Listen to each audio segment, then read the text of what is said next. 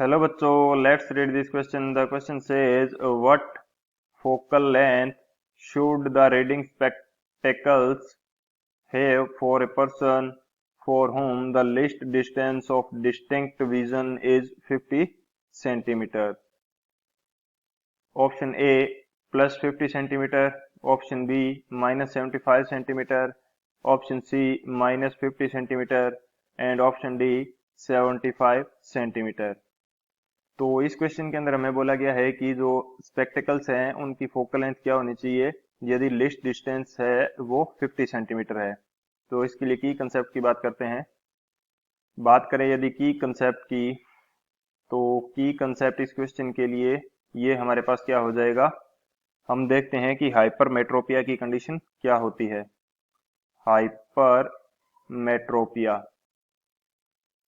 Hypermetropia की condition के अंदर क्या होता है कि जो डिस्टेंट ऑब्जेक्ट है ये हमें क्लियर दिखती हैं, या कह सकते हैं कि जो फार ऑब्जेक्ट्स हैं, फार ऑब्जेक्ट ये तो हमें दिखती हैं क्लियर, एंड जो हमारे पास नियर ऑब्जेक्ट होंगी, नियर ऑब्जेक्ट ये हमें क्या दिखेंगी, ये हमें ब्लर दिखती हैं. ये हमारे पास होती है कंडीशन हाइपरमेट्रोपिया की, जिसके अंदर दूर की वस्तुएं तो साफ दिखाई देंगी एंड पास की जो वस्तुएं हैं वो क्लियर दिखाई नहीं देंगी. अब यदि बात करें अकॉर्डिंग टू क्वेश्चन, हमें बोला गया है कि जो लिस्ट डिस्टेंस है वो कितनी हो चुकी है इसके लिए 50 सेंटीमीटर. यानी कि इसको अब जो 25 सेंटीमीटर के ऊपर जो ऑब्जेक्ट्स हैं वो दिखाई नहीं देती, बल्कि इसको 50 सेंटीमीटर जो इसका नियर पॉइंट क्या हो चुका है 50 सेंटीमीटर, वहां की ऑब्जेक्ट्स इसको क्लियर दिखाई देती हैं. ये तो हमारा हो गया फर्स्ट की कंसेप्ट. एंड जो सेकंड की कंसेप्ट हम यूज करेंगे ये हमारे पास हो जाएगा lens formula. Lens formula lens formula हमारे पास क्या होता है 1 by V minus 1 by U which is equal to 1 by F. v हमारे पास क्या है distance of image, u is the distance of object and f is the focal length of lens. तो इन दोनों की कंसेप्ट की हेल्प से इस क्वेश्चन को करते हैं सॉल्व. तो बात करें यदि सॉल्यूशन की, तो सॉल्यूशन हमारे पास क्या होगा कि हमें क्वेश्चन के अंदर बोला गया है कि इसका नियर पॉइंट जो है, इस पर्सन के लिए जो नियर पॉइंट है वो 25 सेंटीमीटर न रह के कितना हो चुका है, अब इसके लिए हो चुका है ये 50 सेंटीमीटर. यानी कि 50 सेंटीमीटर की ऑब्जेक्ट इसको क्लियर दिखाई दे रही हैं.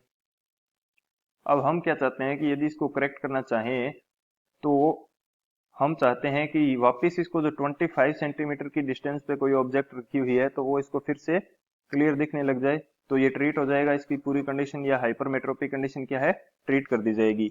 तो मैं क्या ज्यूम करता हूं कि मेरे पास जो ऑब्जेक्ट है ये कहां पर होनी चाहिए 25 सेंटीमीटर डिस्टेंस पे.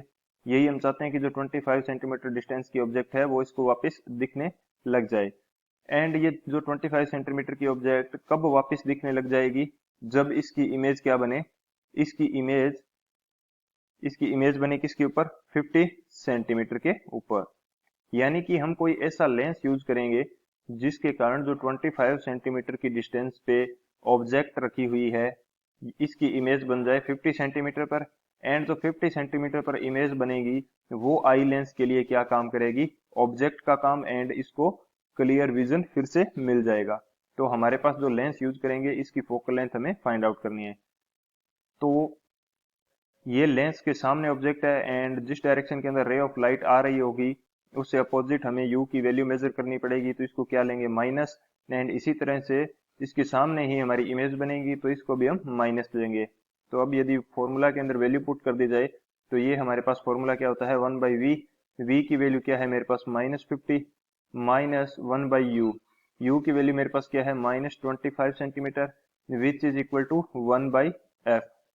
तो यहाँ से हम क्या कर सकते हैं कि f की यदि वैल्यू फाइंड आउट करेंगे ये हमारे पास कितनी आ जाएगी, ये आ जाएगी -150 plus 120 which is equal to 1 by F.